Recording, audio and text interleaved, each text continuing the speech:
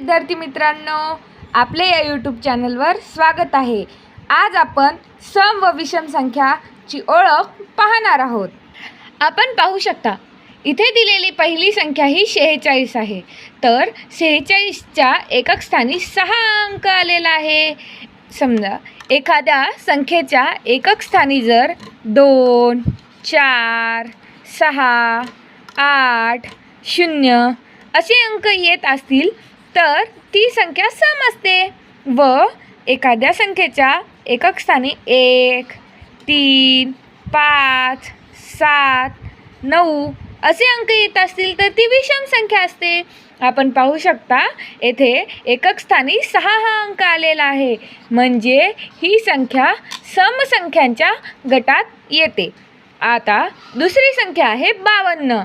52 या संख्येच्या एकक स्थानी 2 हा अंक आलेला आहे आणि 2 हा अंक समसंख्येच्या गटात येतो, म्हणून ही पण संख्या समसंख्या आहे। पुढची संख्या आहे 81। तर 81 या संख्येच्या शेवटी 1 हा अंक येतो, म्हणजेच की एकक स्थानी 1 हा अंक येतो आणि तो विषम संख्येच्या गटात येतो आणि म्हणूनच ही संख्या विषम आहे। आता पुढचा अंक आहे 34। 34च्या एकक स्थानी 4 हा अंक भेटतो आपल्याला आणि हा 4 समसंख्याच्या गटात येतो, म्हणून ही संख्या समसंख्या आहे। यानंतर आहे 29। 29च्या एकक स्थानी 9 हा अंक भेटतो आणि म्हणूनच तो विषम संख्येच्या गटात येत असल्यामुळे ही संख्या विषम संख्या आहे।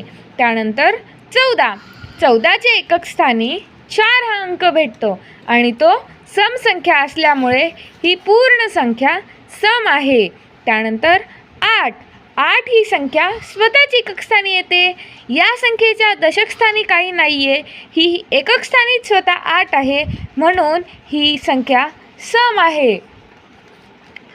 सम संख्येचे वैशिष्ट्य सांगायचे म्हणले तर असे की सम संख्येचे 2 वेगवेगळ्या गटात विभागणी होऊ शकते।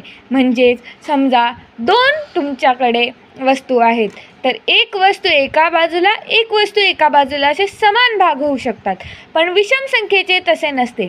आता समजा तुम्ही 3 हा अंक घेतलात, एक वस्तू इथे, एक वस्तू इथे आणि एक वस्तू इथे, एक वस्तू एकाला दिली एक वस्तू एकाला दिली, या 2 गटात विभागले तर एक वस्तू उरते, त्यामुळे त्याचे समान 2 भागात विभागणी होऊ शकत नाही। धन्यवाद।